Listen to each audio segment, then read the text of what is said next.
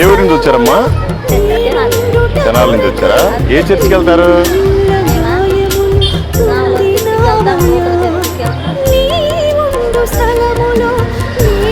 ఓకేలే, స్వామివారి చర్చికి వెళ్ళే వాళ్ళు అయితే పర్లేదు, వాళ్ళే వస్తుంటారు.